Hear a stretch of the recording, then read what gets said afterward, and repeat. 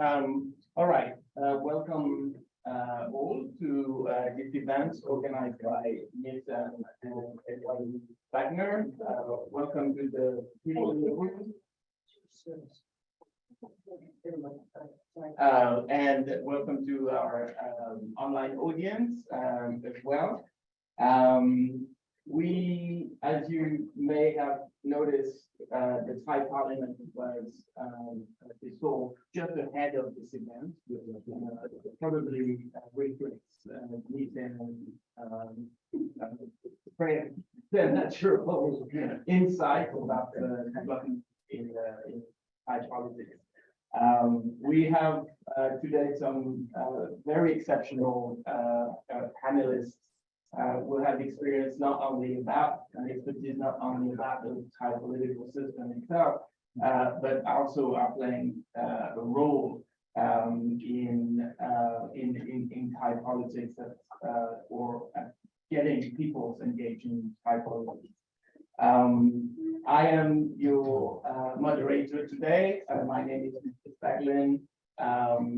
If you're wondering what's my expertise to moderate this panel, I have none. But I do have an experience in trying to run an international human rights organization in Bangkok, namely Amnesty, which gave me some, let's say, insights into the thinking of many of the security people and recovery. It's hard to overstate the magnitudes of the shifts that have happened in Thailand over the past few years. Whatever the dates you start, the 2014 coup, or going way back to the People's Constitution in the late 90s. It's also hard to overstate what is at stake with the coming elections, with Thailand coming out of 8 years of military junta rule and a long COVID period. And I think it's hard to overstate because I don't think that anyone can really predict what is going to happen both at the election and after the election. The elections being only one dimension of the political upheavals that are regularly affecting Thailand. The format will be discussion, a short presentation by our three speakers, and then Q&A. There is some food over there for the offline participants. And you can go and get some food at any point. I think that will be easier getting everybody at the same time. With that in mind, let me just very briefly tell you who the speakers are for today's event. We have Kavin Chetiapal Ongpun, who is currently an associate professor at the Center for Southeast Asian Studies at Kyoto University. But as many of you will know, is much more than that, and runs a gamut of initiatives and activities that centers on Thailand politics. These activities have landed him in the box of the disliked people by the current authorities, with some very serious and severe personal repercussions. Maybe I'll touch on this. We're fortunate to have Inchip Achanon, who's director of ILO. ILO has become the prominent organization channeling political energies into the electoral system, but also has been a constant irritant to the Thai junta for its scrutiny of the legislation put in place during the coup, and many, as you know, many of these pieces of legislation not only are being used for repressive ends, but are also enduring. And then as our third speaker, we have Pongwan Sagwati, who is a lecturer of international relations at Thammasat, and currently a PhD student in political science at University of Southern California. On this note, I will hand over the floor to Kevin, who may want to sort of backtrack a little bit and explain what led to that particular moment and juncture in Thai politics. Kevin, over to you. Thank you so much, Nicholas. Thank you, AYU, for inviting me for this event. First thing first, I don't make any sense at all today. That's because of there's so many sleepless nights in New York. So, but I'll try to make sense of what are we speaking. And my task today, so I'm given 10 minutes to speak. So I sort of relay sort of public of what had happened in Thai politics back to at least 2014, and then it could lead to the issue of human rights concerns that definitely I will be able to speak on such topics, including some geopolitical considerations which come with the situation. So I mean, talking about Thai coups, I don't know why to begin there. That's so many Thai coups. Yes, we report this happened almost highest record of having a different group. Definitely number one Southeast Asia. I can't remember whether we sort of in top 5 in the world, yeah. But yet at the same time, Thailand calls itself democratic. I do not want to go back to 2006, right? It just go back too far in the past. Let's start in 2014, which is the latest military coup, which overthrew the elected government of England. That was not just a military coup, in my opinion. And this came out as a book released a few days ago on this particular topic. Yeah, I think it was unlike 2006. Because 2014, Thailand arrived at a very critical juncture in Thai politics. We're talking about the declining royal power under King Nippon, and this was exactly the royal transition. And then a lot of Thai people, you have to understand that at least in my generation, we were born, we grew up only under King. So somehow people, could not just imagine their life without King Nippon or Thailand without, the election. So that's why, it kind of created this sense of anxiety first among the people. But among the elite, this is not just an anxiety of the end of the Nippon era, but also what would be next for the elite when Nippon will not be there, because these political elites, they work together over the year, over decades, and they live on the monarchy, and King Nippon sort of provided that kind of justification for them to enter into politics. So that's why without King Nippon, they have to think seriously of how to reconstruct Thai politics in the post-Nippon era. And one of the things that they thought about it was to stay on military capacity. So as to ensure that the royal succession would be well managed. And in fact, I thought that it was well managed.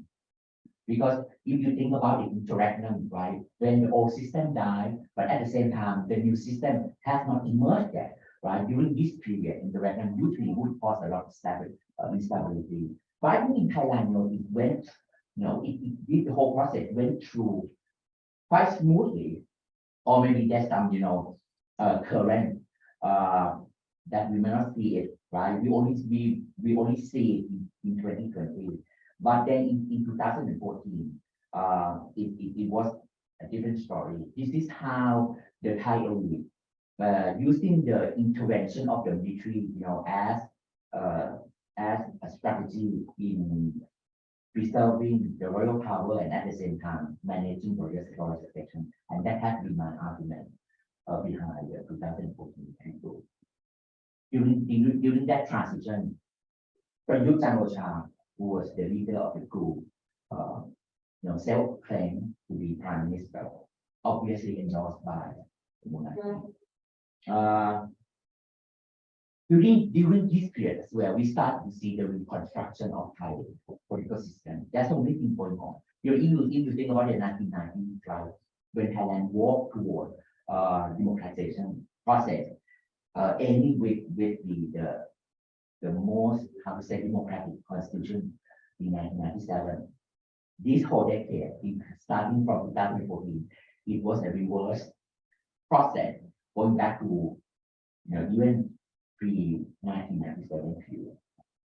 We had new constitution. The constitution that is favor to mostly to non-elected institutions. And then at the same time,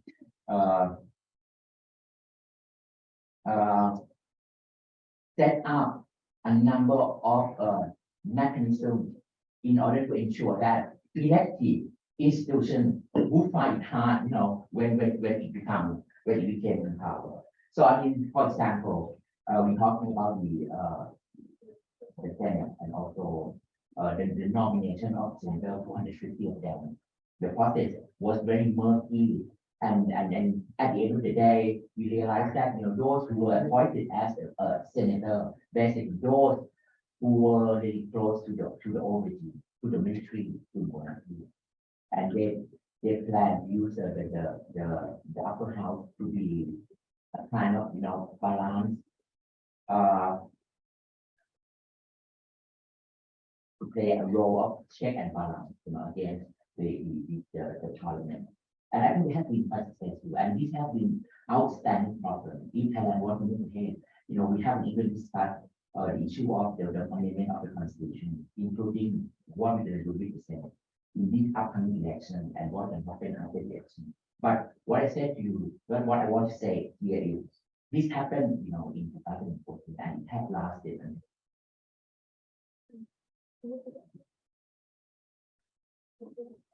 During this period, just when you think that things move forward as usual, then there was a new political party coming up. We are talking about Thai versus Thai nationalism, and we no longer want to talk about Nazi because this is another kind of old politics in Thailand. Even though we can talk about this during the Q&A, the possibility of Thaksin-led party would be coming back and could gain landslide. This has become like a keyword for the Green Party, right? Landslide for the election. But I mean, we're not talking about the Green Party during this period, because there was a new party called Future Forward, which supported progressive. I was very excited when I saw an party, knowing and then learning, from Thai political party. Definitely, offers something quite daring. For example, they started to talk about how to take the military out of elsewhere, this would have been something quite normal. But in Thailand, it was still, even this is not about the monarchy, this is about the military itself. It has been quite sensitive. But that is something that Future Party, touched on. And then at the beginning also, they're not so sure whether they want to go ahead with the reform of the monarchy. They were a little bit reluctant, but come on, among us, we know that this party sort of aim or looking into the future of how to transform the royal institution. Exactly because of this progressive platform, it led to the dissolution of the party in 2020. So why I think this incident? Because I think for me, 2020 with the dissolution of Anakotma,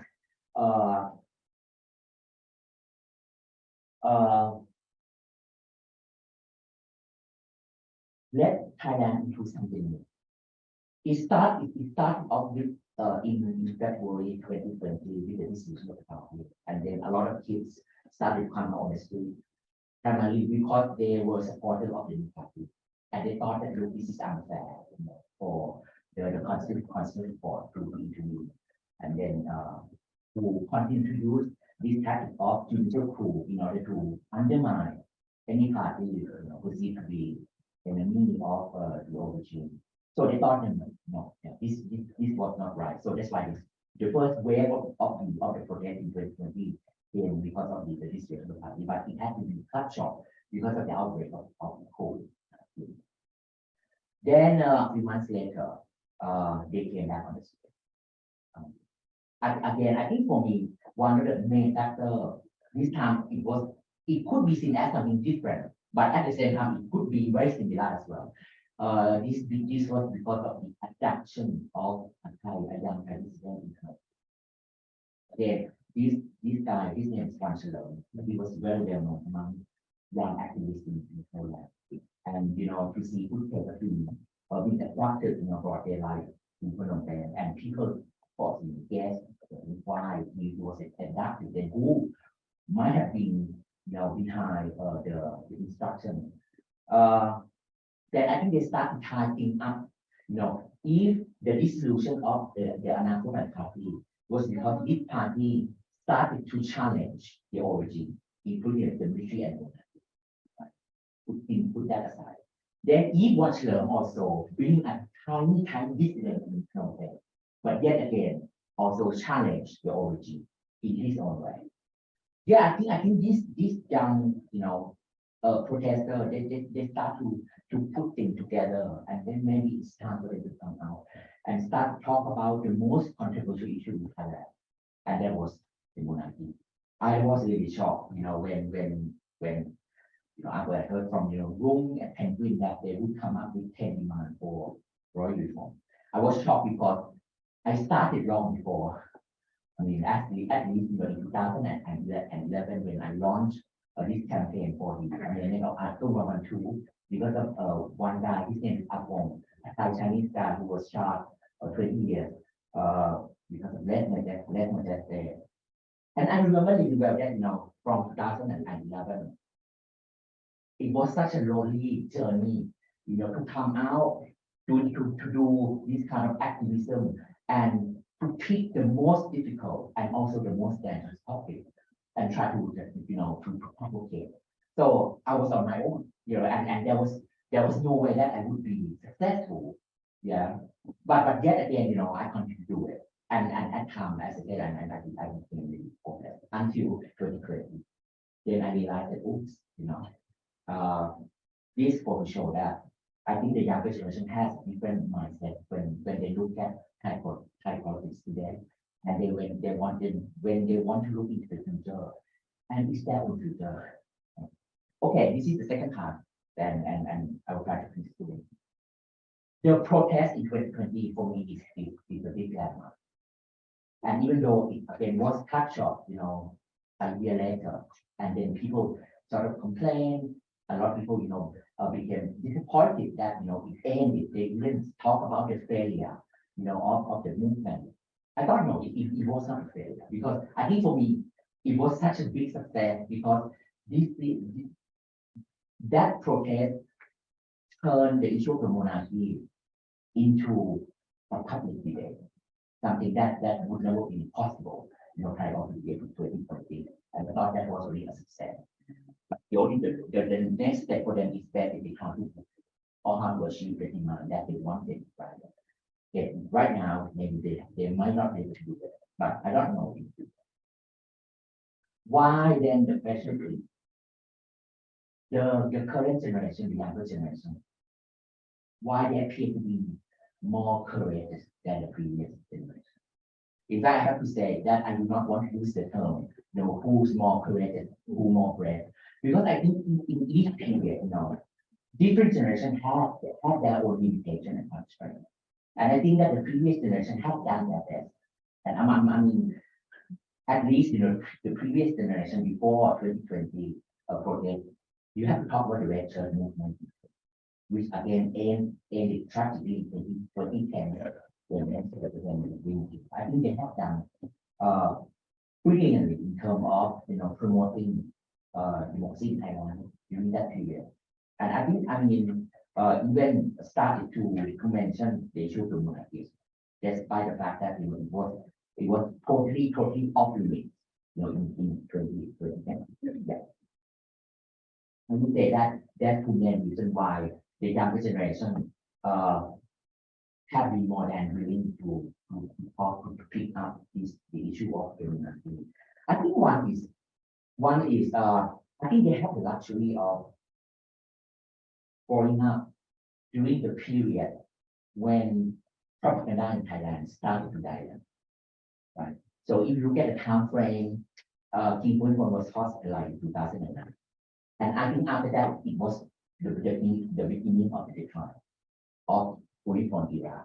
Yeah, because once he was hospitalized, he was no longer. Imagine that young generation today, if they're 20, but in 2009, how old? More than 6, 7, 8. I mean, they have no recollection of the brilliance of the Thai money. So I think because of that, it might be a bit easier for them to move forward without political backing.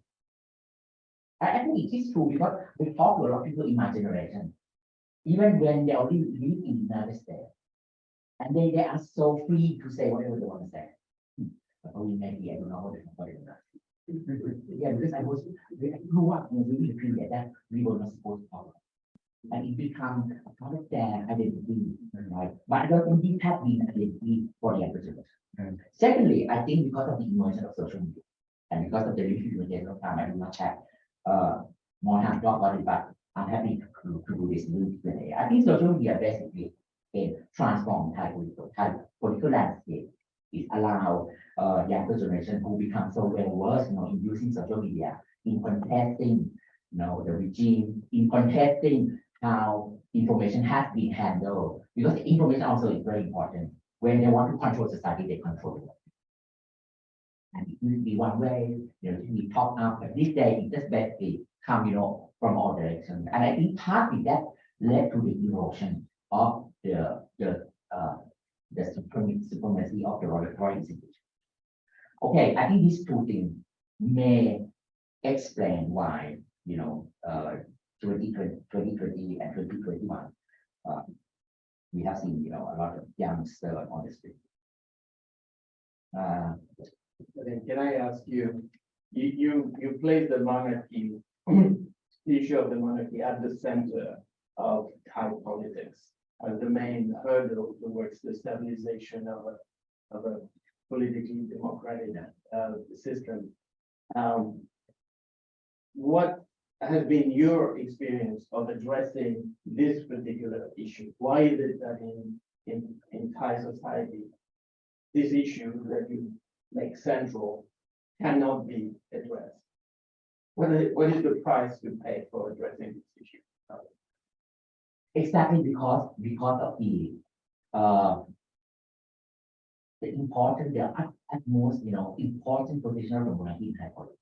That's why people within the establishment try to come up with mechanisms in order to protect the institution from criticism. Because we are the monarchy, I can't foresee the role of the military and including even the judiciary, in Thai politics. So I think for them, that's very it's so important to defend the monarchy at all costs. And that they have been created exactly because of this reason. Let's not the law, and I'm going to be so rich. I know I have to stop now, and this would lead to something that Bao might be able to talk after this about Article 112. But when it comes to human rights situation, it's not just really about Article 112, it's about other things too. But I just want to touch upon Article 112 that it has been used more and more after 2006, and even more so after 2014.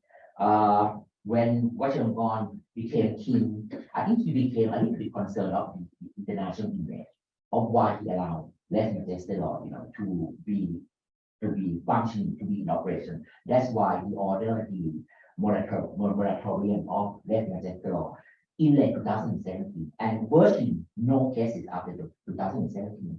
But then again, the protest came in 2020, so that's why less majestic came back in 2020. So, and since it came back this time, the number of cases, just have increased so much. That's one thing. And partly this is also our mission in the United States is to talk about the United issue, in preparation for the next election in Thailand. I will not talk about geopolitics because I will be talking about. But there are also so much to talk about the United States. Since we are in the United States, because the United States has played a role in Thai politics, since well, they said they celebrating what 190 years. Yes, yeah, and in particular before, and then today they want to play an important role. So it will be put that on. We'll talk about it, and I'm sure that we'll be talking about China as well. And just to emphasize these points, the United States, of course, was more than instrumental in establishing the Thai monarchy as with the prestige, the authority, and the means to be a sort of unifying factor for Thailand, especially at the time during the Cold War. And so the United States is not a sort of a neutral actor in the political history of Thailand. I think this is one of the objectives of your presence in the US and your meetings in here and in Washington, D.C. to raise the issue of what is at stake for Thailand, what is at stake for the region, and what you expect the United States to do in line with its proclaimed commitments to democracy and rule of law in the region. Thanks. You have painted a picture of a very tightly constrained political system, combined with the emergence of a new generation of people who see politics as something that should be different. And that is superimposed on all divisions between the north, the south, the red, the yellow. So we have a very complex situation here. Now I want to turn to Yinti for the discussion of perhaps you should start with what ILO is doing and why you've chosen to engage with a system, an electoral system, which, as we heard, is already sort of tightly tilted in favor of establishment, constrained by limits on freedom of expression and organization, and as well as institutionally constrained by the structure of the parliament with pro-establishment seats that play a decisive role. Over to you. Thank you, Nicholas. Hi, everyone. It is very nice to be here again. I was here almost 4 years before. After 2019 election, I was here and trying to tell you that 2019 election was not an election, was not a free and fair one. That you could call that it was an election. At that time, we almost have nowhere to go after that previous one. But in 2020, we have seen the youth-led uprising, and that took us to other further destinations that we have never been expected before.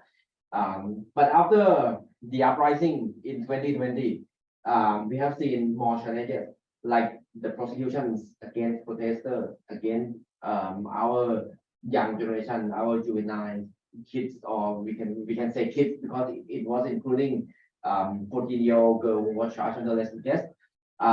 We have seen the highest wave of political prosecutions ever.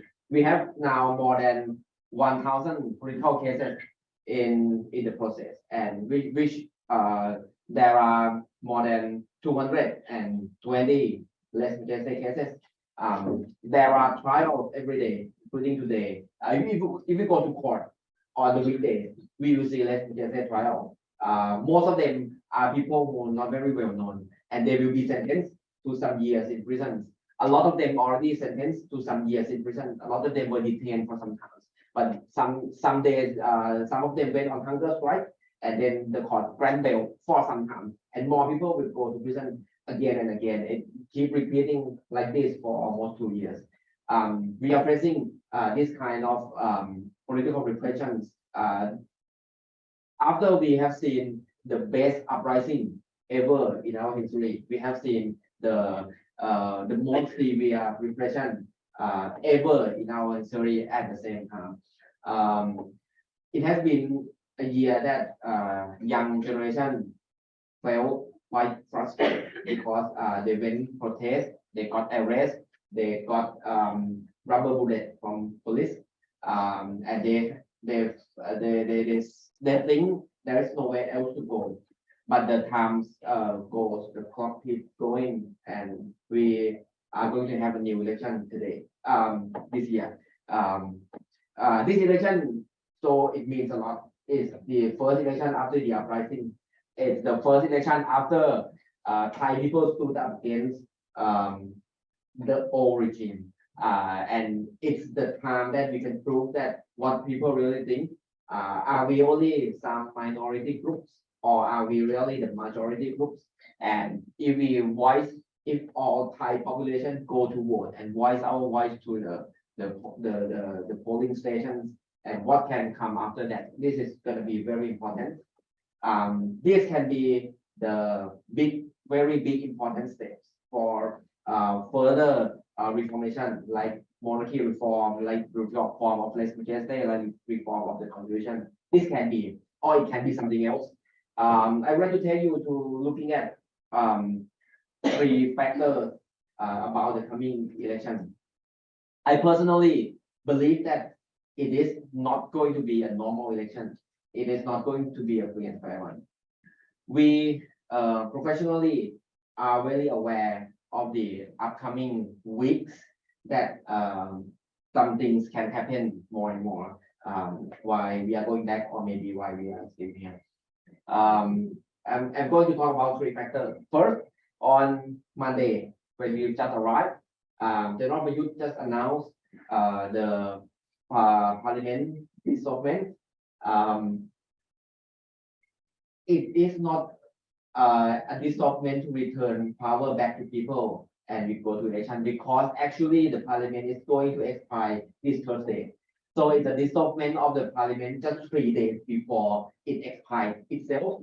So it doesn't mean that General Prayut wants to return power to people, but it means that he is using legal tactics to actually delay the election, because if he just let it expire by itself, we are going to have election within 7 May at the latest, or it can be before. But when he dissolve the parliament, it can be later, and MPs have more chances to transfer to other party, and MPs are more open to conduct their campaign freely with the party dissolvement. So this is a legal tactic. It's not an attempt to return power back to people.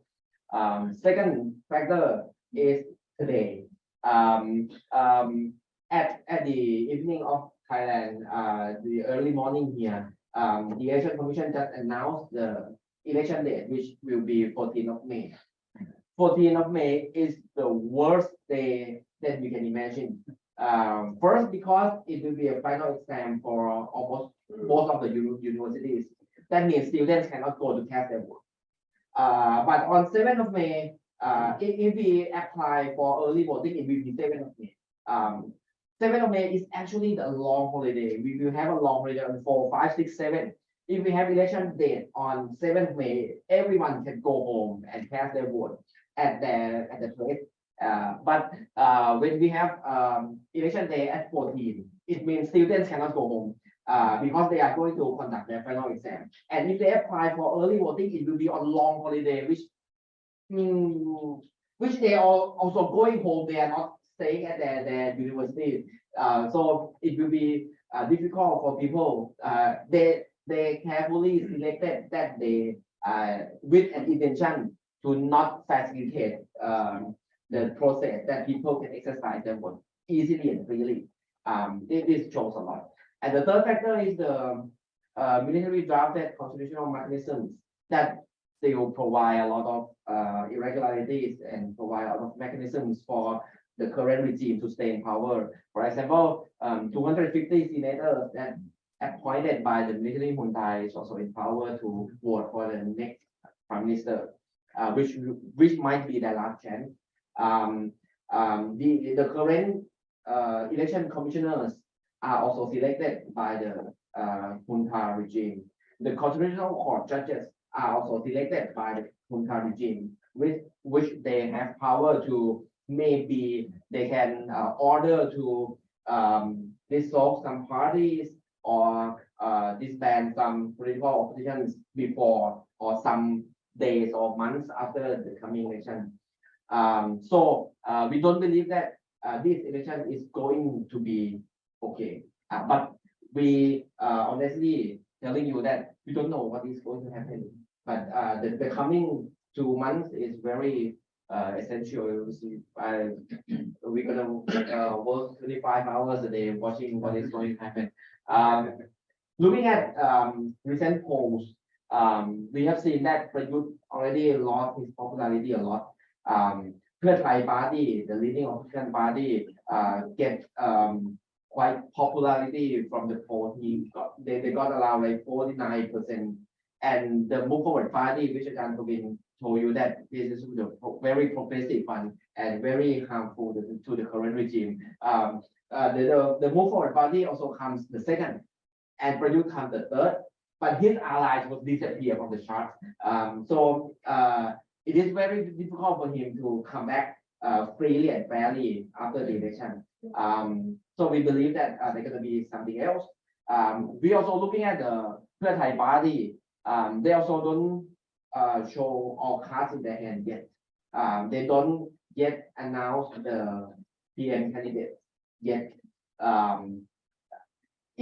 they can. They should have been done it for months ago if they really want to run for the election. But they still don't tell us yet. And we remember that last time they nominate the princess. So we don't know who are they going to nominate this time. Another princess.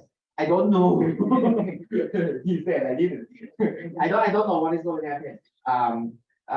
That's why we think the election observation is very crucial this time.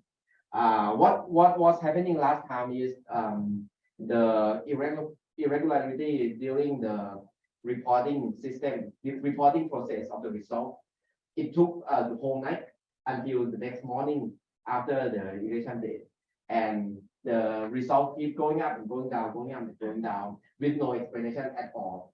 I myself talked to the Secretary of Election Commission of Thailand many times. I asked him, I told him that what we found irregularities during the previous election. I explained him a lot of problems. He said, yes, that's right. That's one word. I asked him that we need to observe that if the reporting process is going to be okay. He said, okay, you can observe, but I guarantee that no one can change the result except some barbarian area, which means he accepts that someone can really change the number after we already won. This is the process that we cannot trust at all. So this year we are recruiting more than 100,000 volunteers to go to observe the counting process and the reporting process of the election results at all polling stations. If we have enough resource and time when we go back, we should be able to do this. Just one more issue. And what we are still worrying now is, okay, people don't like General Prayut himself as a person anymore because he looks stupid. He looks like he doesn't understand anything at all, and the economic went bad during after the COVID situation. So people want someone who can fix the economic problem. But on the other hand, this is not going to be good because during the election, people will concern more on economic system, on living costs, on something like this. But they are concerned less on less majestic cases that are going on in the courts or political prisoners or the constitutional reform, and including the demand for monarchy reform. It will be less important during the coming election if you do nothing. But some people are trying to do something, including there will be it is maybe happening now that somebody is going to conduct a press conference talking about the real need for change for better democracy in this coming election. Thank you, Ian. Can you just say a few words Yeah. about why you founded ILO and why you're encouraging people to engage in an electoral system that is fraught with everything that you put into Thank you. ILO believes that ILO believes in public participation. We were founded in 2009 when the political situation was better. But during after the 2014 coup, things went worse and worse. Then what we can do is just monitor and document and disseminate the fact to the public and trying to let people know that the coup is not good. We have been doing this for 8-9 years. But whenever we have chances to fly back, for example, during 2020 uprising, we collect more than 100,000 signatures of people and propose for constitutional amendment. And then the parliament, obviously the senator dropped it. Now there is no other chances, but we have to also participate in the process under this current constitution and try to find some way to win somehow. And we also believe that what is actually driving us is we believe that Thai society is actually changed. There must be someone who take the lead and tell the people what should be done, what they can do if they want to be part of the change. And that's what we are trying to do. We're trying to organize people, trying to tell them what to do and encourage them to do more than just only go to cast their vote, but work more on the coming election, and there can be change after the election.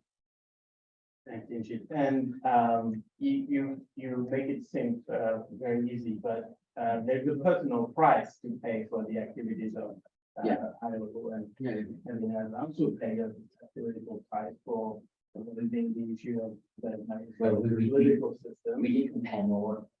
Yesterday, who got more charges? I got 10. I was not charged under less majesty. Then I read them. Yeah, sure. Looking at the penalty rate. I joined a lot of protests during 2020 and 2021, and I got 10 charges under emergency decree. It is actually a law that declare to control COVID situation, and the government used it to control protests. So I joined actually more than 10 protests, but I was charged for 10 cases right now. And many things else.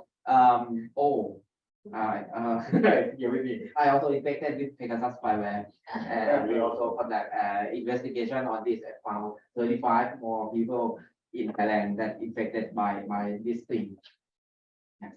Thank you. I think that's a good reminder of the situation under which you operate when you try to bring some transparency and fairness to the electoral and the political system.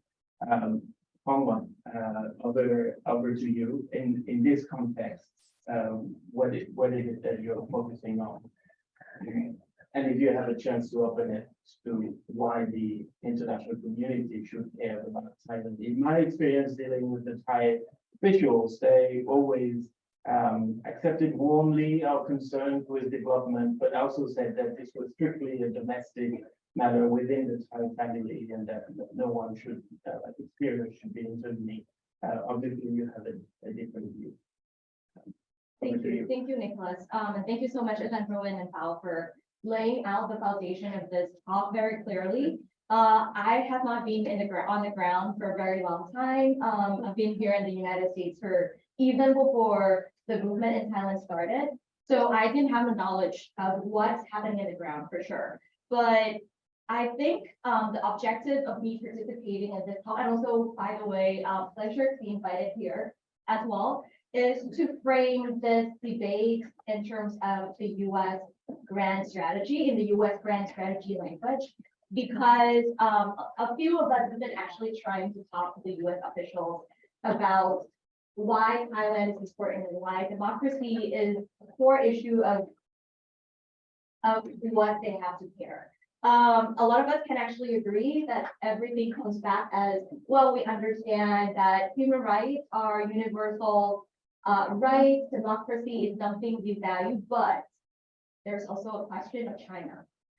There's also a question of how democracy will fight against authoritarian regime in a larger picture and not just one country, right? So the US has been doing this a lot, right? Having two different narratives. One narrative would be, well, we care about democracy. There's a summit for democracy, right? That just started last year and this year as well, 2 weeks after this, there is going to be the democracy summit in DC.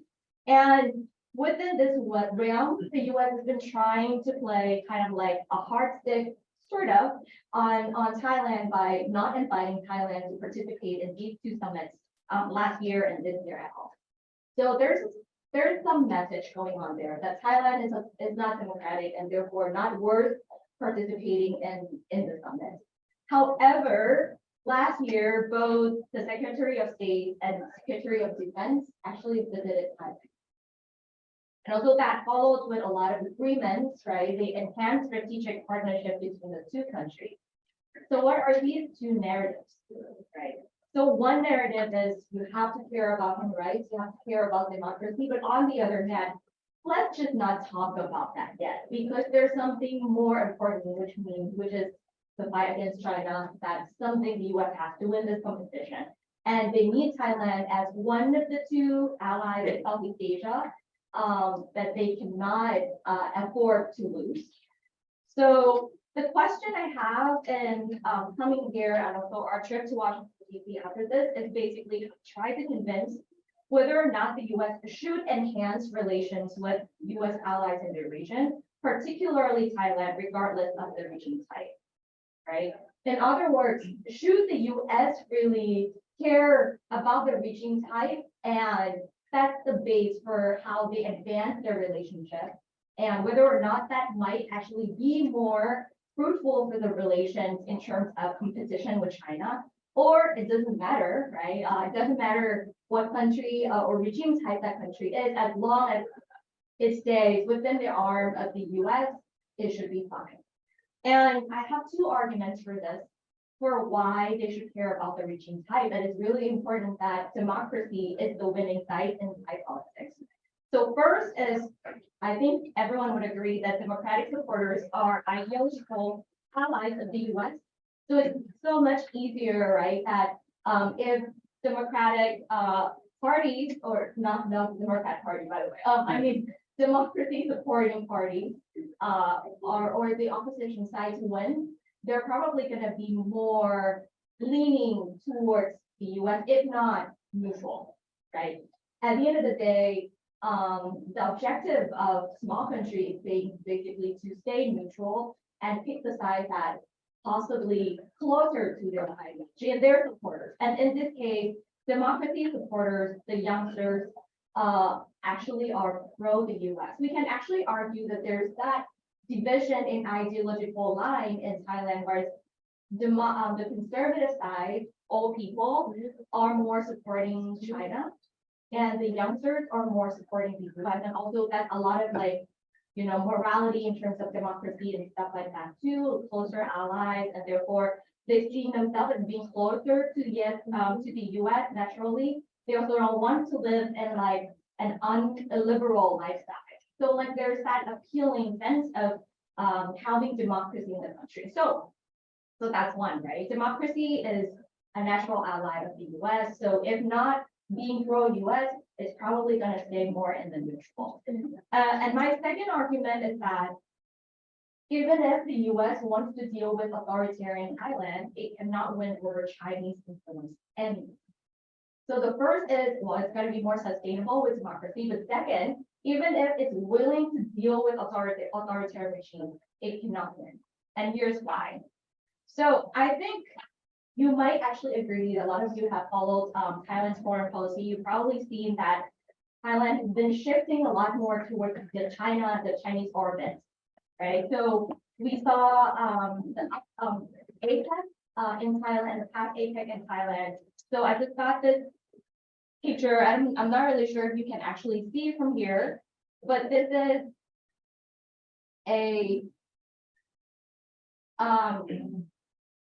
so this is on the way from the Suvarnabhumi airport to downtown Bangkok.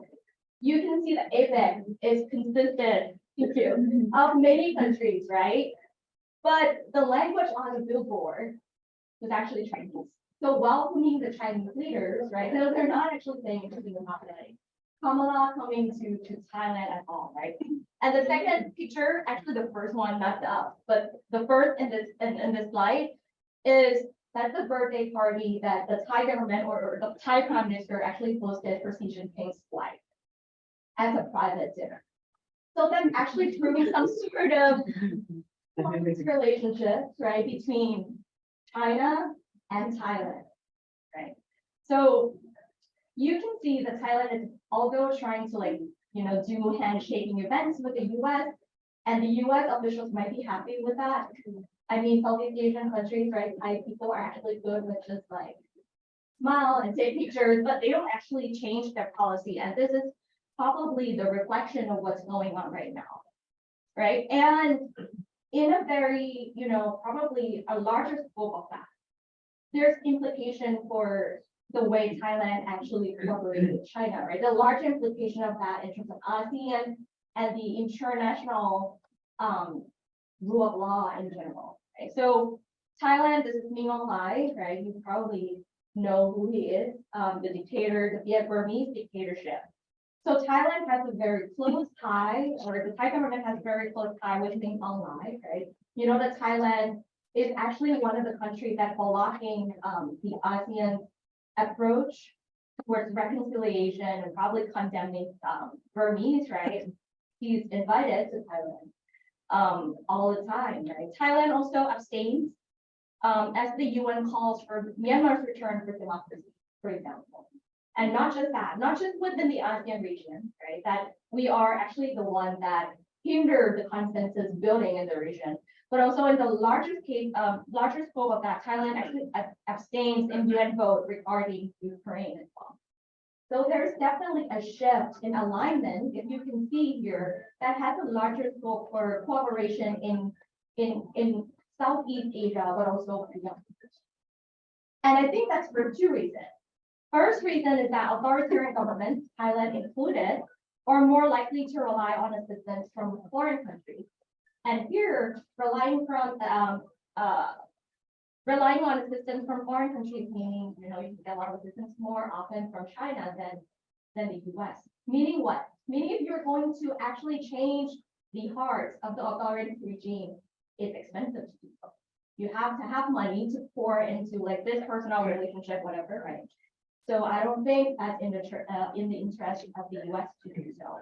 And secondly, I think under authoritarian regimes, business tend to rely more heavily on personal connections.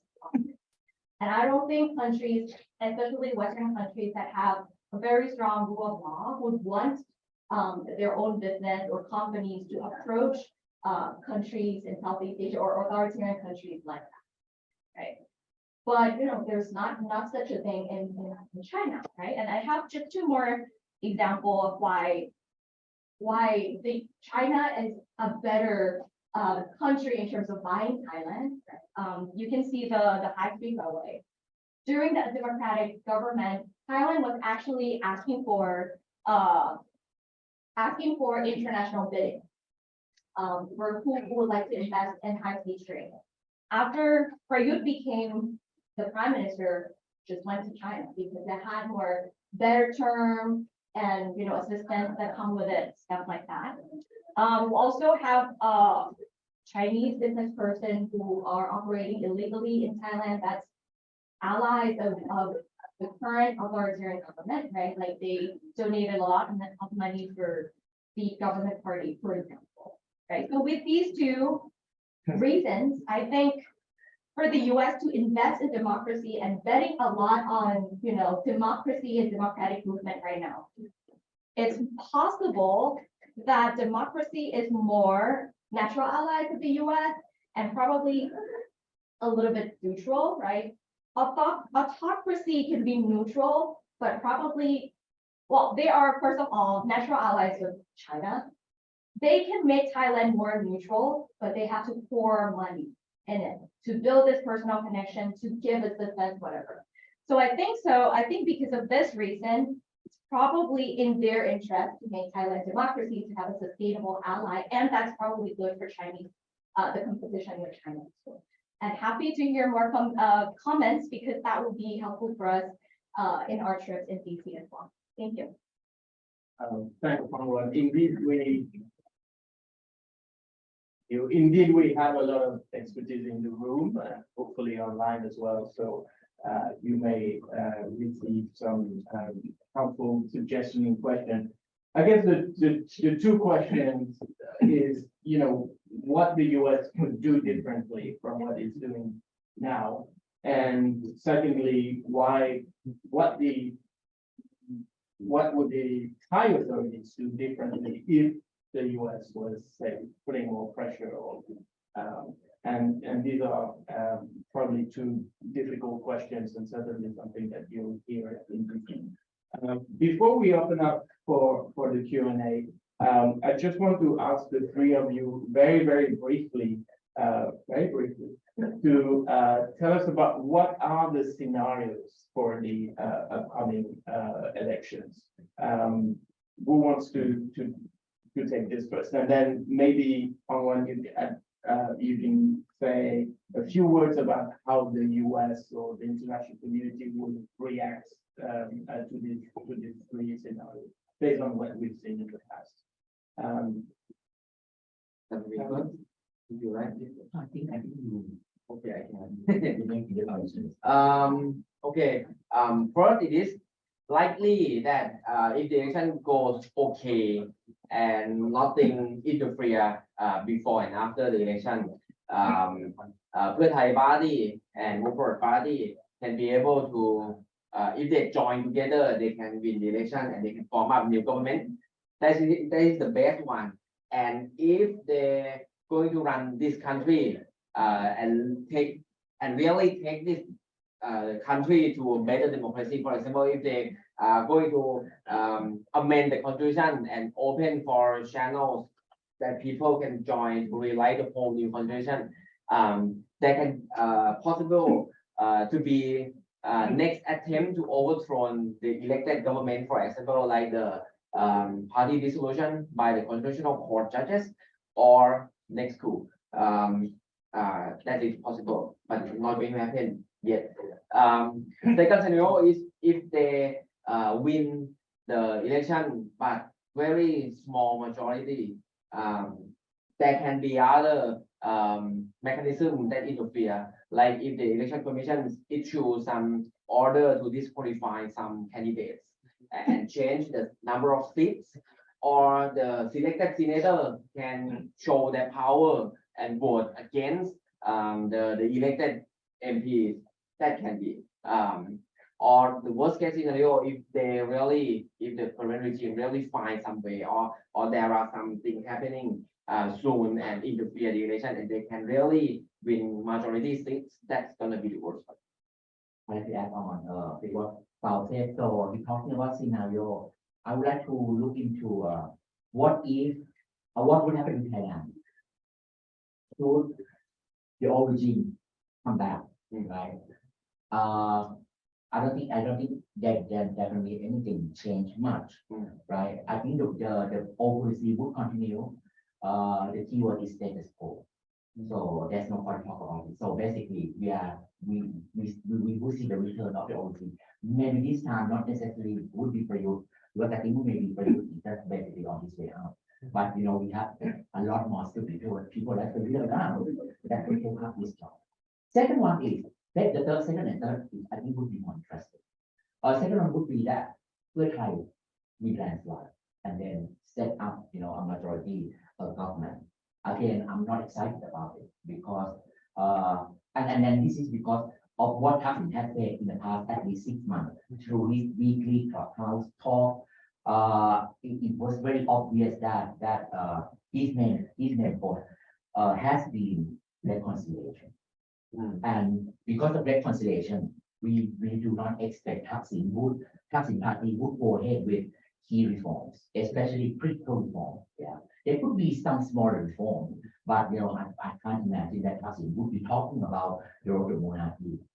Definitely talk about the monarchy these days, but we talk on a different sort of perspective. Yeah. So again, if Thaksin win big, and Thailand would remain the same. The third one is if future forward win enough votes to the point that this party could not be ignored by the party, then we might look into a kind of coalition between Pheu Thai and move forward. That would be so interesting for a number of good reasons. The first one is that supporters of both parties did not take on. So, and this can be done seriously. It's such a big issue in Thailand. If you follow Twitter, you would know that they argue on a daily basis. But that also reflects the difficulty, at the party level of how they're going to work. Even that supporter, they cannot get along. You know what I mean? I mean, it put also a reflection of how the party will work there. What also interesting is that let's assume that the Move Forward party would want to sort of propose key reform. How much Pheu Thai would take in? What kind of reform proposed by Move Forward party would be approved by Pheu Thai? I don't know. So I think for me that would be more. And there may be also a dimension of personal interest, which is that there is always this rumor that Thaksin might be open to negotiating the condition for his return to Thailand and exchange. He has done since 2006.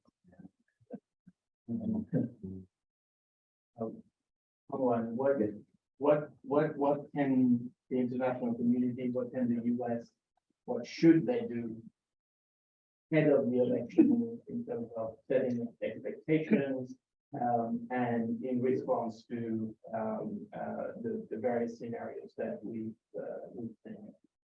Yeah, I think there are a few steps that they can do, and I think the first step would probably be about election, right? Like at least I think we would expect the US officials to have a discussion, or even like international community to have a discussion with the Thai government, frankly, about the implications of having a free and fair election and what might count as free and fair. And I think what's interesting and important is sending observers and participating in the electoral process itself. That would actually be helpful. But I think what would be more helpful for us is wait a little bit until declaring that the election is free and fair. Because a lot of time, as Paul and Ajahn Province probably mentioned that a little bit, right? The intervention actually happened after the election day with the intervention of the election committee, for example, right? So you cannot really judge whether or adjudicate whether the election is free and fair on the day of the election. So maybe wait a little bit until you can see, say and declare that the election is free and fair. So I think, give us some time so that there's a clear assessment of what's going on, right?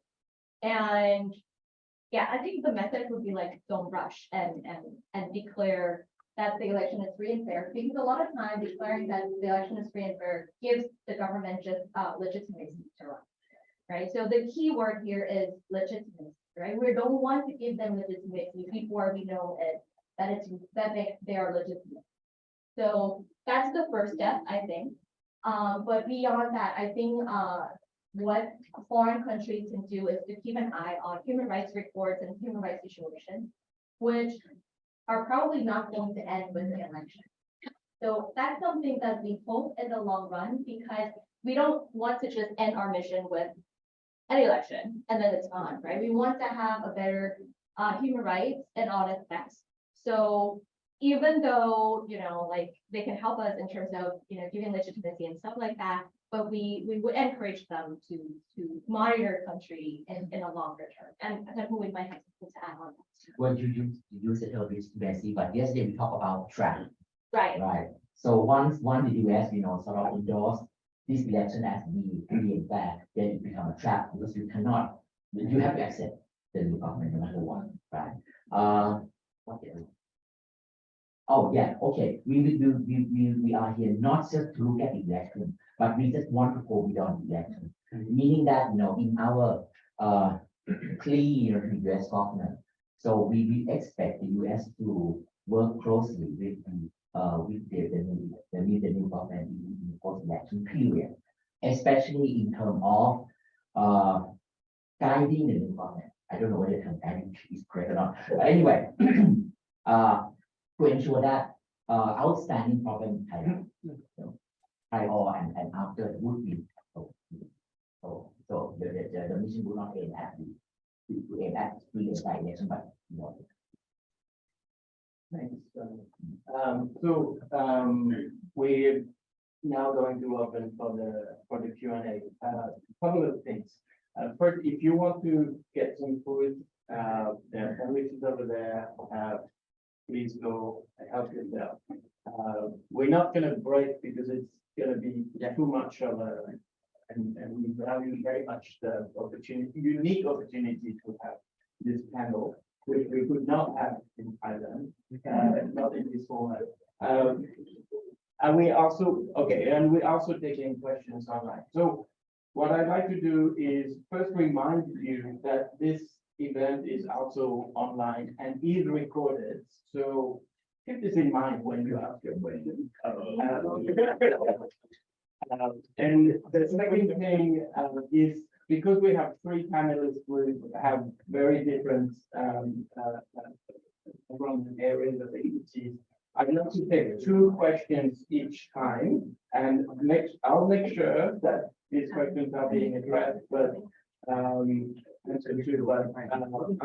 take 2 each time so that we can verify the different online. I have 2 questions, but is answering, and thank you so much for being here.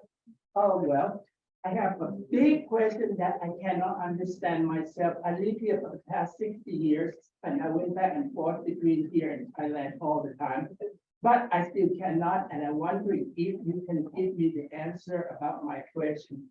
What's happening with 99 people that dead in the middle of the street? And also your friend, what his name, from the one that in Laos, that he disappeared with no trace. Can you explain to me about this? And then Mr. Ilo, you also can explain me, how come nobody can touch for the 99 dead people on the street? Can you explain to me that what happened? Legally or politically? Let's say legally, they exercise power under emergency decree. Visit and Kutupe declare emergency decree, and emergency decree itself provides protection for the authorities who use any force or any action to reclaim the peaceful harmony, whatever. So it is legally very difficult to seek for accountability under that kind of situation. But it's 99 dead people on the street. Yeah. How could we? ถ้าพูดดีๆ politically อาจารย์กวิน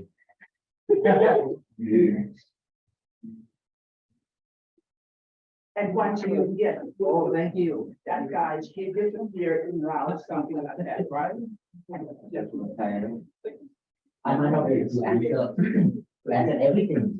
Everything in the context of 99, there on the street of Bangkok, and also people who were abducted and killed, in Laos. I just want to remind everyone as well that even I myself was attacked in my own apartment. Luckily, that the case sort of comes partly to occur last year. So politically, Because I think they have been identified as a meal. One have been identified as a meal of the state. It's sort of legitimacy for the government to basically to sort of undermine them. But this is not new. It has happened, throughout time history, right? I mean, okay, move into the Cold War. They were accused of being communist. One, they were branded communist, they become, enemy of the state. And because of that, it gave legitimacy for the government to basically launch, brutal crackdown against them. I mean, if you cannot solve, what will happen in 1972, 73, 76, I would not expect that it can resolve 2010. Not because we accept that it will not be resolved, but this is how Thai politics has become, and it's getting very, very difficult. Going that, we have Who problems do like you think is ordering that? it's difficult. I mean, it's okay. It's even more difficult in the case of Laos and Cambodia. Even though in my heart, maybe I might know. But as an academic or as a Thai person, it's very difficult to say out loud because there is a lack of evidence. You can just continue later. Yeah, go on. We'll do the. And I'm gonna take two questions from the online participants. There are two that can cluster quite well together. The first one from Eric White is, to what degree are concerns about democratic rule and governance on the ballots in the upcoming election? Which parties are explicitly raising or promoting these issues in the electoral public policy agendas? And then the question from Nusrat Chuti Chirawong. The change, it's a question that is about the limitations imposed by the current regime. What do you think should happen to force the current regime to actually change to be more democratic? I assume beyond the election. So looks like the division of labor between the two of you, the three of you continue. Do you want to? Yes, I also would like to ask my colleague who are traveling with me from Bangkok. Dr. Pong, if you have something to share on this question, you can also speak up. Yeah. For the last question from Kunusala, what can force the regime to change? I think they are working by many factors. First, by the new generation inside the country. When the demand for change is kind of attached with the generation, that means if they change something, they can never last forever. Because when the new generation come growing up, it is not easy for them to survive if they doesn't change at all. Second, I think international pressure also matters for them, but we don't know how, and we don't know. There are many diplomatic discussions and messages that deliver to the current regime for the past almost 9 years, and that urge them to at least do something, like they have to conduct some election, which is maybe not good, but at least they cannot stay as military dictatorship forever. That also factor that's very important. My intervention would be that when you talk about pressure from outside the country, basically this is partly what we are doing. It's going to be very difficult, right, to try to raise awareness at the international level. We can talk to Western government, we can talk to NGOs, civil society organizations, but there's also definitely limits what they can do because there's so many reasons, jurisdiction in Thailand, something like that. But on top of that, I just want to highlight the fact that if you notice that regime within Southeast Asia themselves, I started to see a kind of loose, informal gathering cooperation toward illiberalism.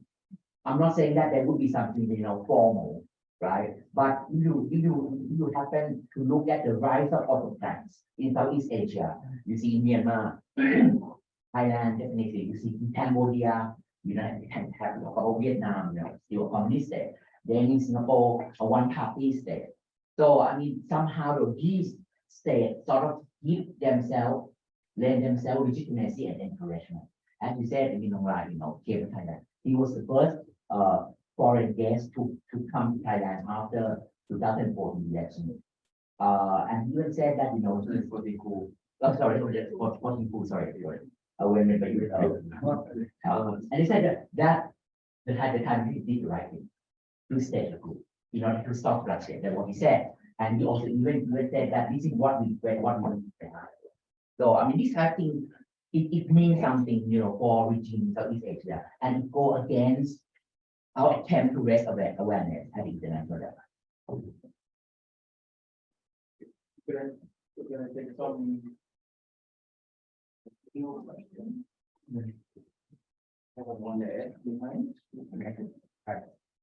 My name is Ed Ritosh. My question is about the specific recommendations to the U.S. government. Actually, okay, I have two questions. Is that right? They're related. I'm hearing some recommendations of a kind of a public nature statements you'd like to see the U.S. make or not make. But do you have any recommendations about private actions I can take that might not be public? And then the second question is, aside from what you're doing now in this meeting and what you'll be doing in Washington, are you thinking about any particular constituencies in the United States that you want to mobilize to support the recommendations? Thank you. One, you want to take this one? Let me think about it a little bit. Well, we have one question on the other big elephant, which is China, from an anonymous attendee.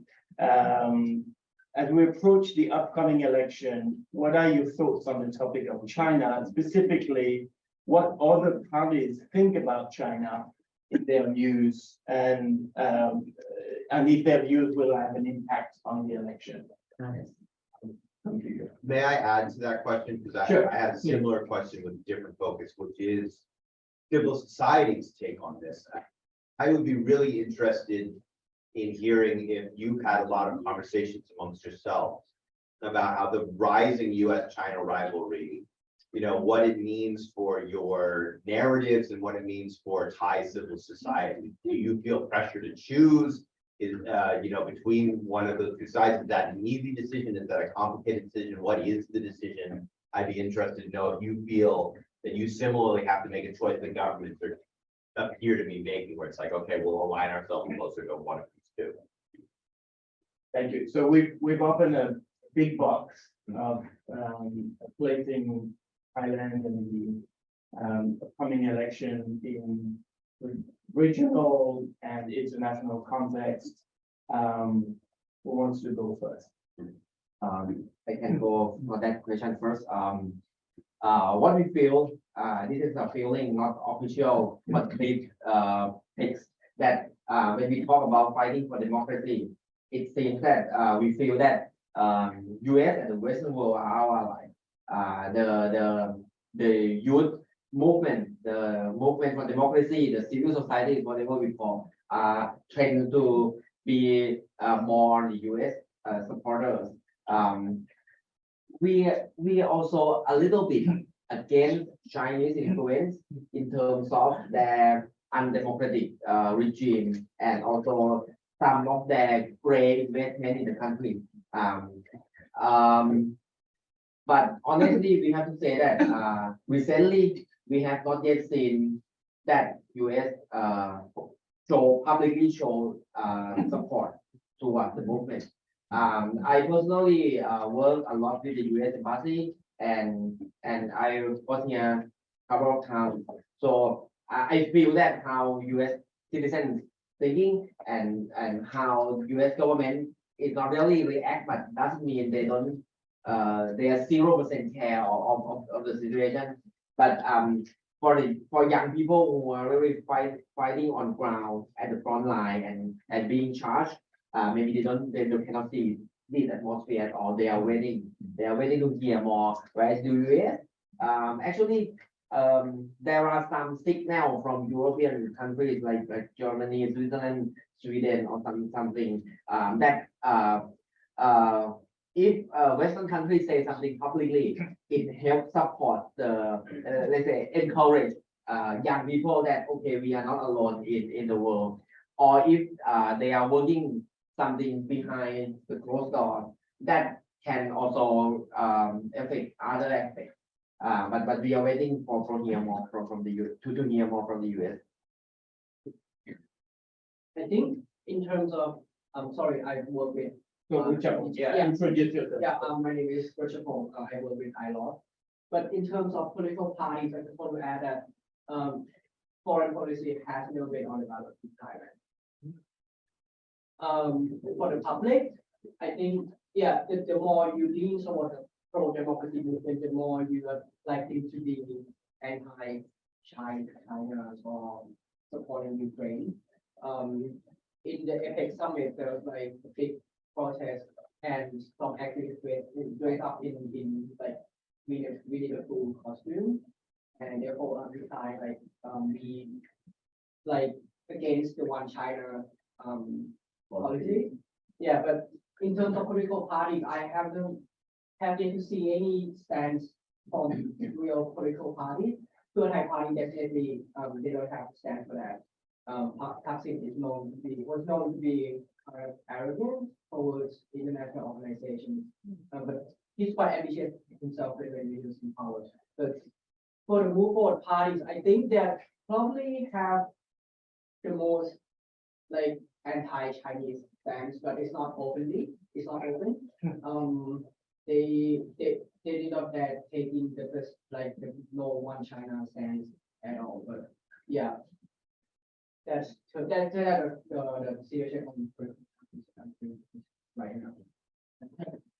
I think in terms of identifying supporters of China vis-a-vis the US, it would be easier in the case of China, right? It's quite obvious, traditionally, those,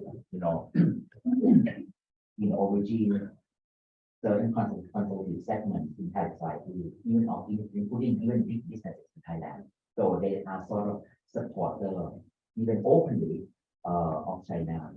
But then that is a little bit more tricky in the case of the US, right? Then who would be identified as a supporter of the US?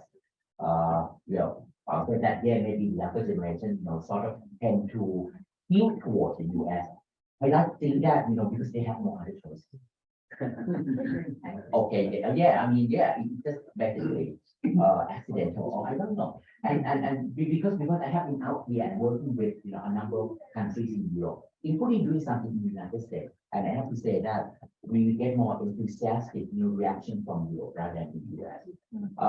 So that's why I'm not so sure. And then when I talk to some younger protesters, they say okay, they appreciate the United States, but at the same time they wish to see more, right? And they often compare the United States with European countries, and we must say that especially European ambassadors in terms of they were so active in engaging with students of the movement. I think it's a little bit more tricky in the case of finding who exactly supporters of the United States. I agree with it.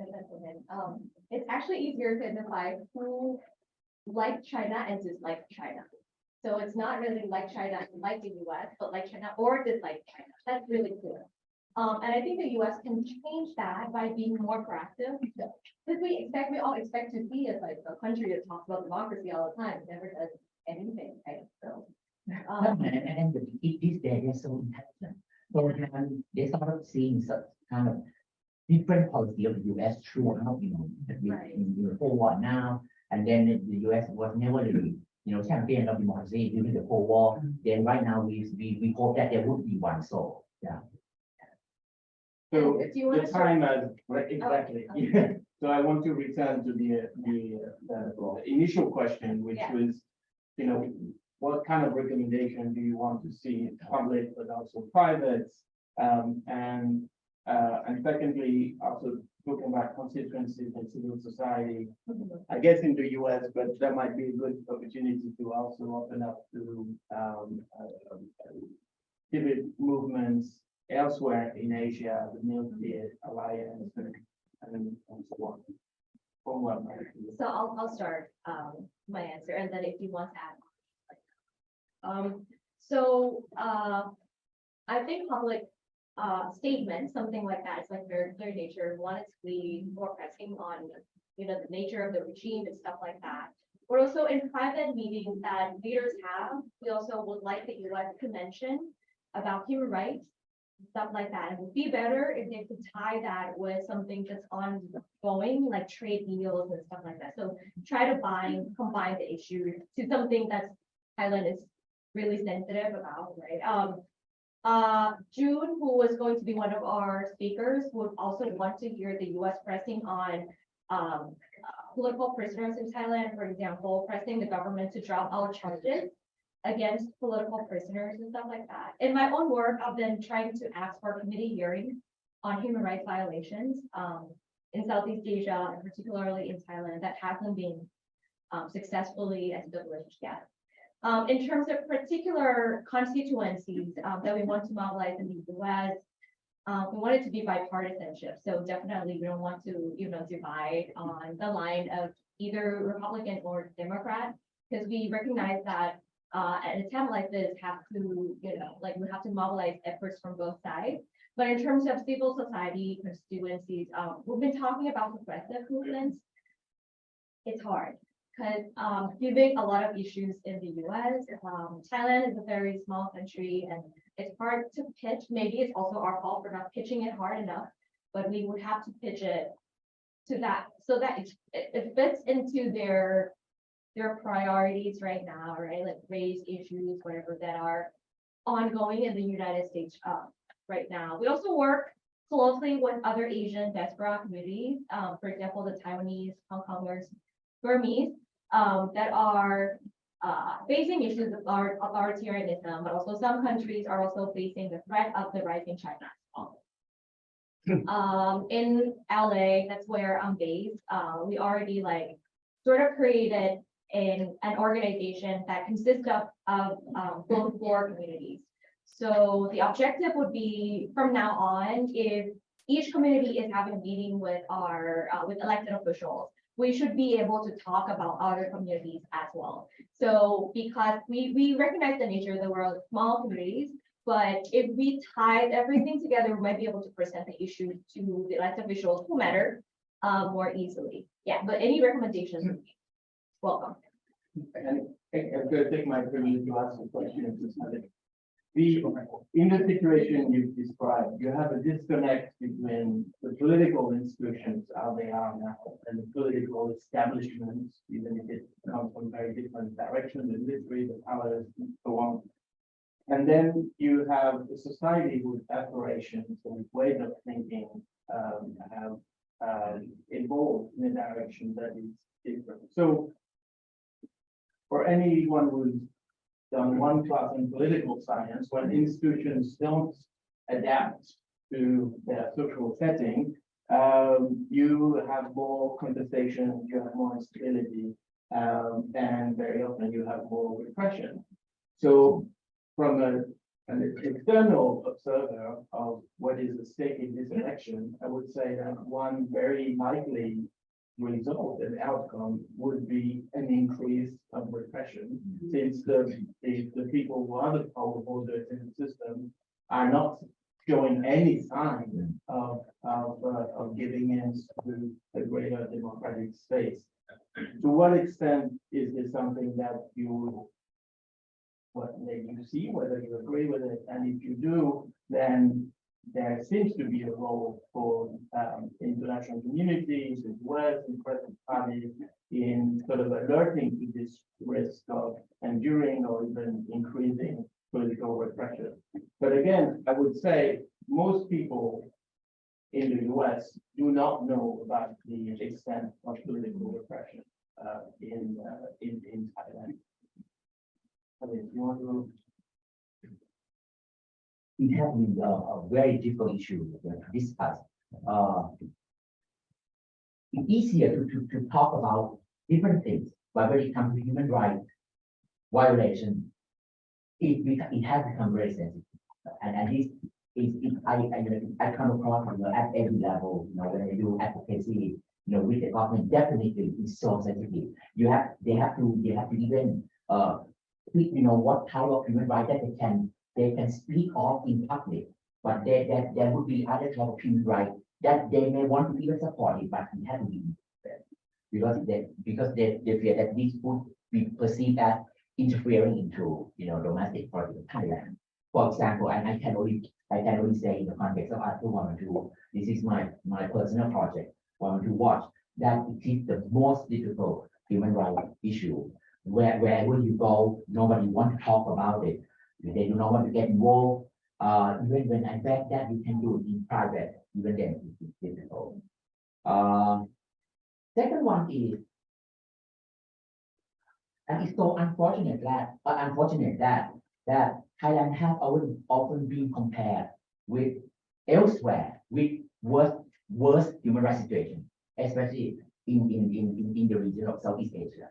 I just came back from Geneva 2 weeks ago, trying to raise awareness of the situation in Thailand, and I was told that it would never happen. Thailand ranks so low, in priority when it comes to human rights crisis, in the world. And then, but then you hear name drop like Myanmar, like Afghanistan, that always ranking high.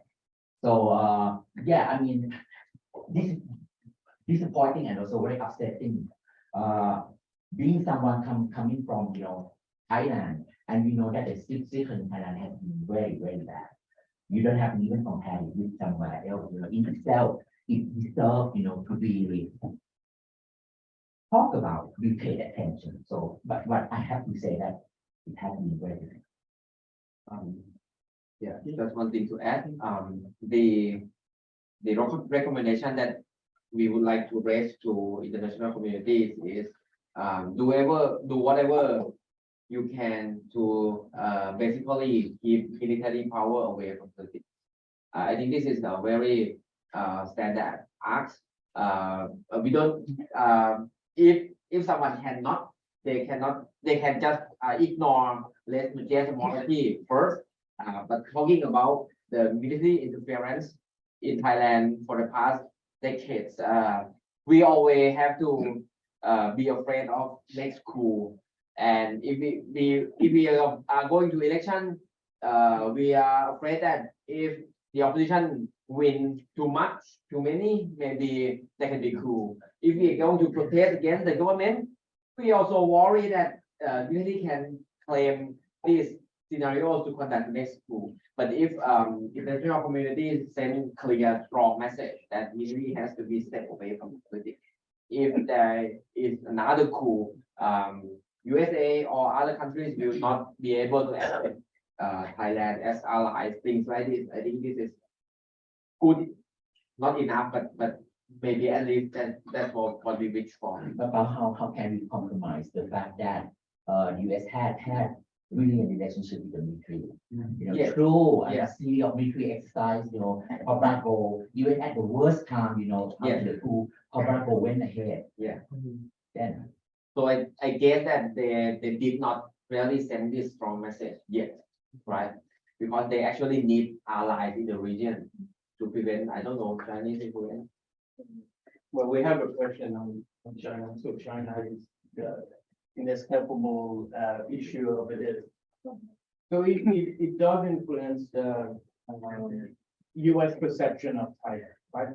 Thailand is a very important ally in this contest between the US and China.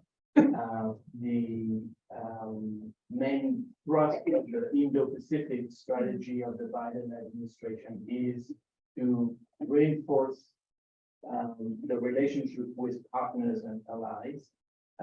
Thailand is historically a very strong ally of the US. Thailand is also a strong voice within ASEAN, and the US wants the ASEAN to mediate all the issues, or most of the issues in the region. So what is your strategy to sort of impress on the US government that even though they see Thailand as an important military, strategic, political ally in this rivalry, they still should sort of nudge the authorities into being more tolerant of dissent, more respectful of human rights, and more fair in the conduct of democratic elections. So I would just say that I would just want to highlight or emphasize the argument that I made earlier that the US cannot work with authoritarian regime and expect that it's going to be sustainable. Right? Like, well, we have seen the authoritarian regime or the current government having a very cozy relationship with China. It's pretty clear, right? So in Thailand, I understand that Thailand has to be an important ally of the US, but wouldn't it be cheaper and easier to work with democratic regime that also cares about human rights? Because ideologically they stay on the same line, and also they're not going to be bought easily by China like the military government.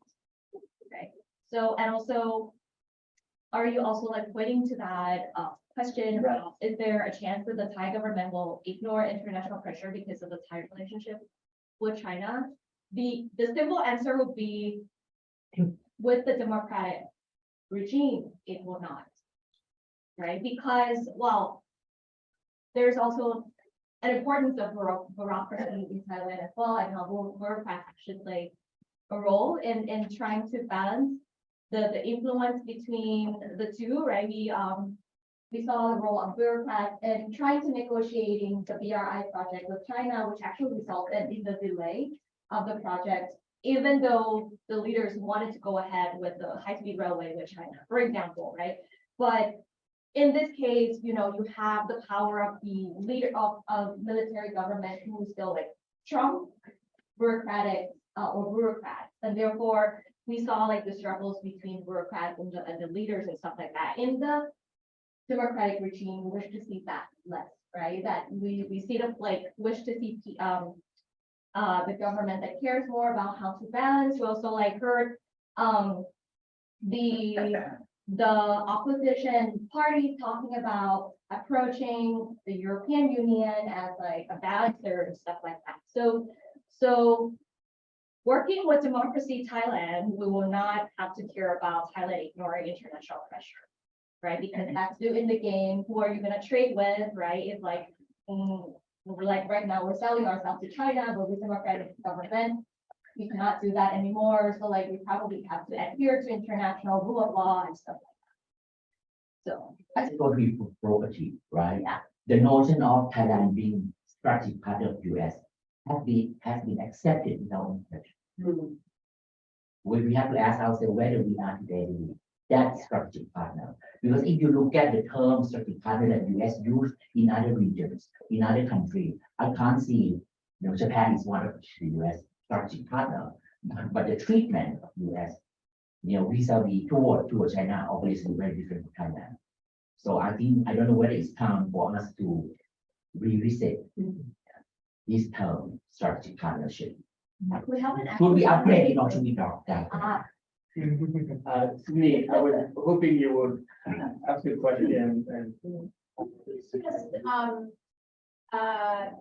Thinking if you were talking about hope for support from the United States has probably changed more than Thailand has in terms of any interest in support for human rights and democracy other than a pro forma gesture. So wouldn't it be more effective to try and think through a media strategy, and instead of going to Washington to try and talk with the State Department, have editorial board meetings with the New York Times, the Washington Post, the online operations.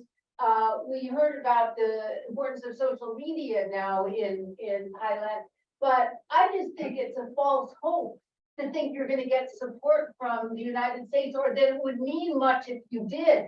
Get the media on your side. Thank you. Sydney, do you want to say a few things? I think we've heard that, partnership with authoritarian regimes are not sustainable. I can think of a few examples. United States has no problem with authoritarian regimes, that it can last for a long time, and authoritarian regimes can last for a long time. So the hope that it won't be sustainable, I think, is also maybe not necessarily true. I would, again, look for alternatives for getting support in the non-governmental world, and the media is number one. Thank you. I think we're trying to do all here, but they do so much. Can I follow up with her thought? I really believe that in the next 2 years, the United States and China will have a war. Now, I want to know. What kind of war? See, it will be. So what do you think Thailand should be with US? Of course, I want Thailand to be with the US, but many Thai people, they also want to be with China as well. So what would be the best benefit to be with US or China? So I can tell my senator, Chuck Schumer. They're fighting with. You mean I believe they will. That's what they predict. No, no nuclear. Not that bad. Whatever it is, but it's going to be war in the next 2 years. Well, I don't We want should to, stay out of the war. yeah, I mean, We have no military power at all. it's not how. Our military people are in the parliament right now. No one is fighting. Yeah, I mean, but looking back at the history, we'll switch sides, whoever wins.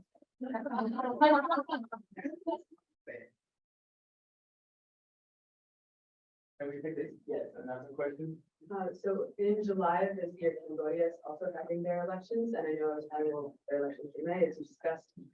To what extent are you able to connect with your counterparts in Cambodia? And separately to that, do you think that how the government behaves in Thailand will in any way influence how their government then behaves in Cambodia in the months after?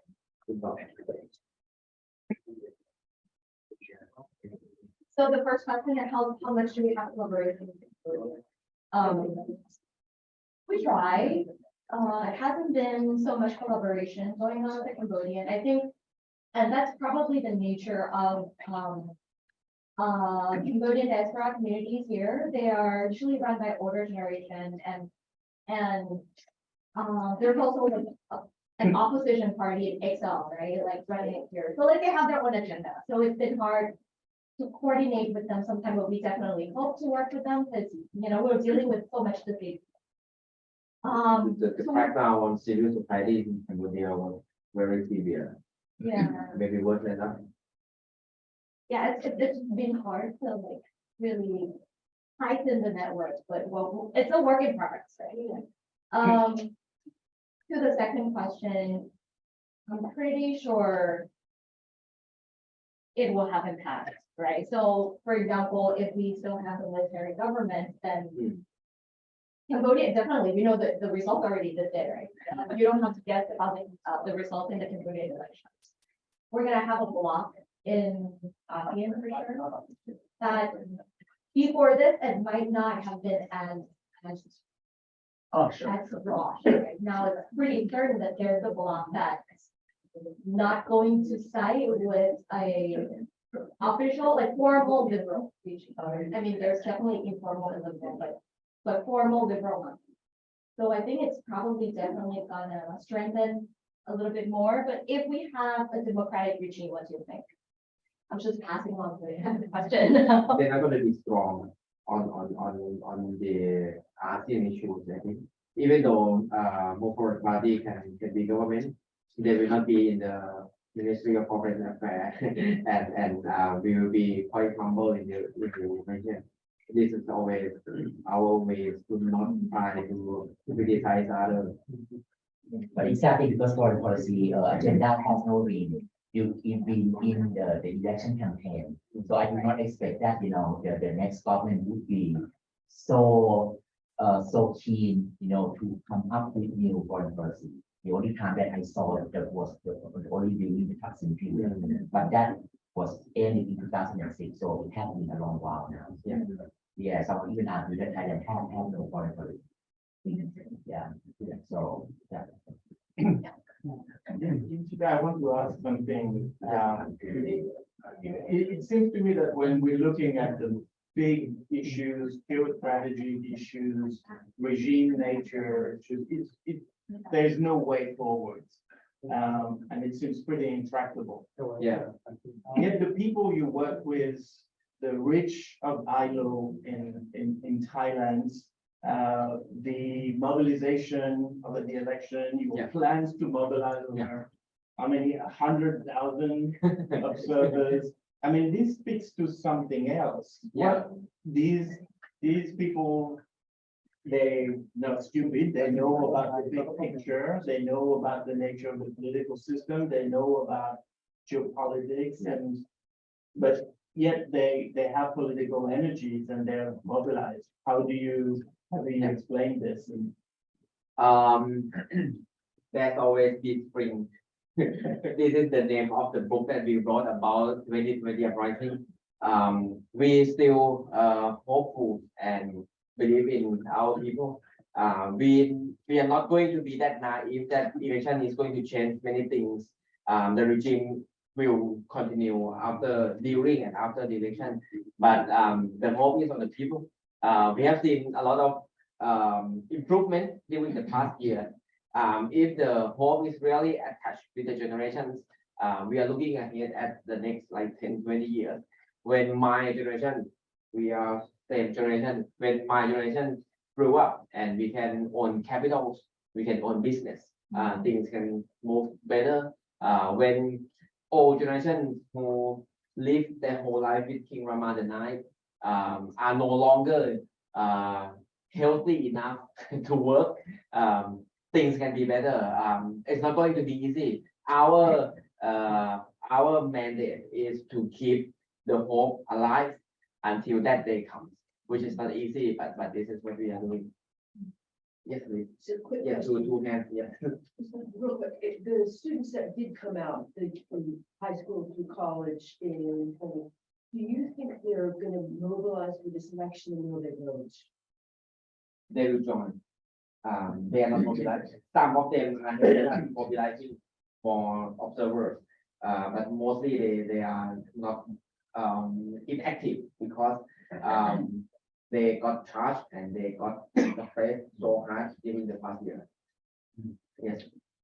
So the status of the monarchy that is currently declined, but previously it wielded a considerable amount of power and legitimacy at certain times against military governments and the late 70s and early 90s.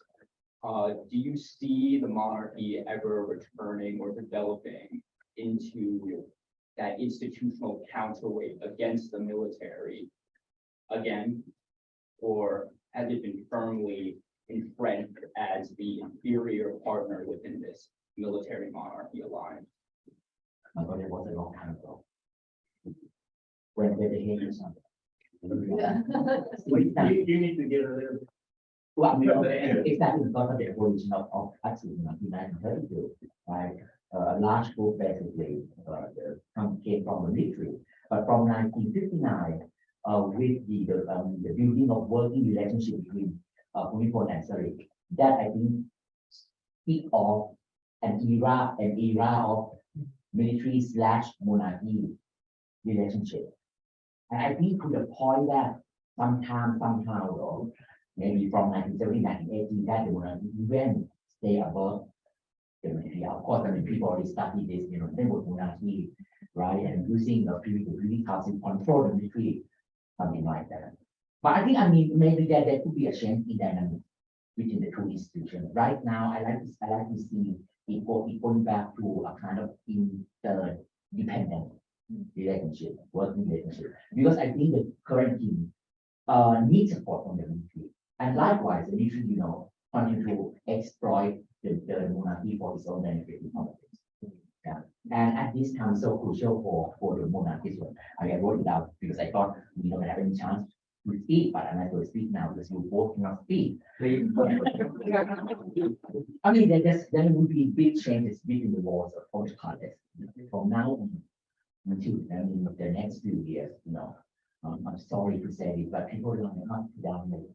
Yeah, and then they will not let this go easily because each of these, would become a political card for them to use, to bring back legitimacy, to sort of bring back nostalgia about the monarchy. They might not be using this card for the time being, but who knows? Along the way, there could be big protests, and they could use this, in order to obstruct the protest. What I'm trying to say is that, whatever happened within Thailand, it would change for Thailand political scale in the next few years. And in particular, the big question is the royal succession. Prior the illness of Princess Pasha, then we sort of, understood that maybe this could be the next in line, but right now there's nothing. So maybe that might be good news for us.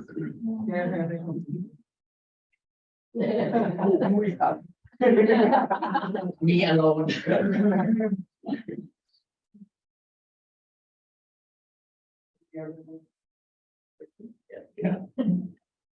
Has any of the UN human rights bodies had have they paid any attention to the ongoing repression of time? I went to Geneva. Yeah, I went to Geneva for already, consecutive 3 years.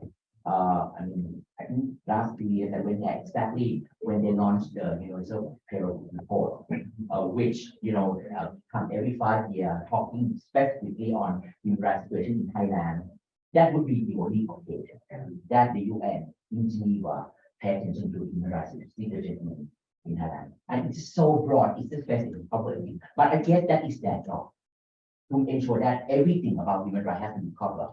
But it's too broad that certain thing that is so important, like the World War II, transnational repression has been mentioned so little. Yeah. And even through that, it's very interesting to see who then supported that kind of agenda.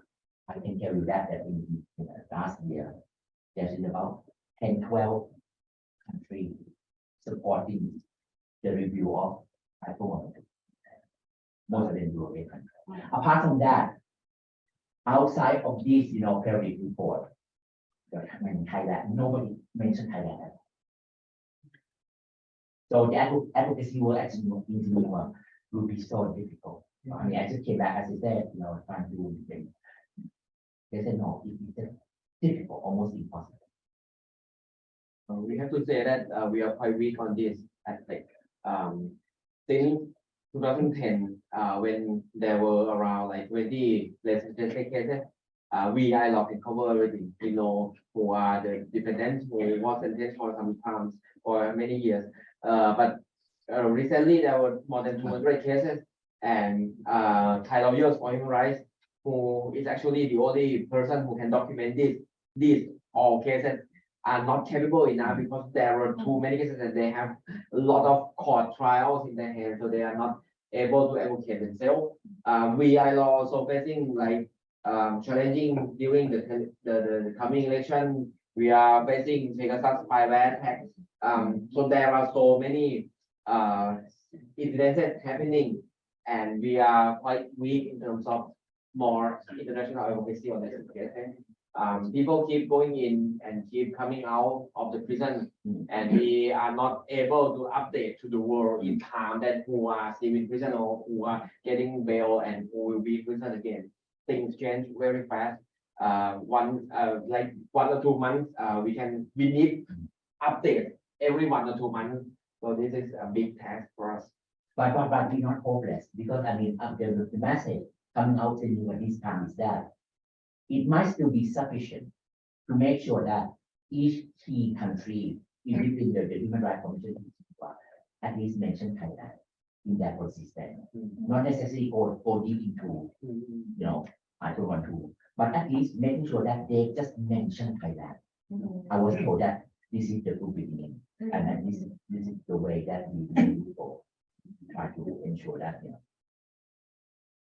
Thank you. I've come to the time that you actually have to go to Washington. Rhetorical. the trend. So, we want to tell it's very hard, we've been really privileged to have, the three of them, here today. Before we thank them, I want to just make a quick housekeeping announcement about the two next events this week, organized by, UTM. There is one tomorrow at 12 in this very room, I believe. The coup and the camp, Myanmar's revolution and the plight of the Rohingya. And then there is one organized by the Center for Khmer Studies, which will take place at the Weather East Asian Institute at Columbia, 6 p.m. to 7 p.m. You have the details on ICN website, and you should become members of ICN. If you're not members, it is free, and you receive all the We have information. the membership card here. If you would like to just fill out and give it to me. And we also have a little information leaflet that you can take with you, so. Yeah. So please take one. And yeah, And also have some advertisement. please. We bring a lot of souvenirs and material campaign.